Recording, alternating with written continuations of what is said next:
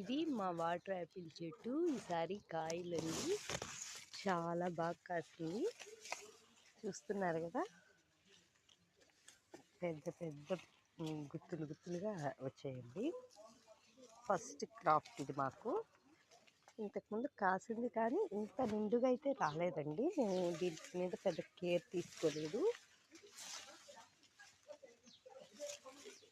ఈసారి ఎక్స్పెషల్లీ మా పిల్లలు చాలా కేర్ఫుల్గా ఉన్నారండి ఈ ఫ్రూట్స్ కోసంగా.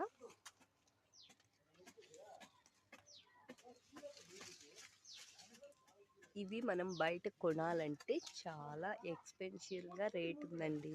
1 కేజీ వచ్చి 200, 250 దాకా ఉన్నాయండి. ఇవి కాస్ట్ మన ఇంట్లో కాసినట్టు ఉండవు అనేది దాంతో మేము ఇంట్లోనే కాయించామండి. ఇంట్లోనే ఈ మొక్క పెట్టుకొని ఎంత బాగున్నాయో చూడండి.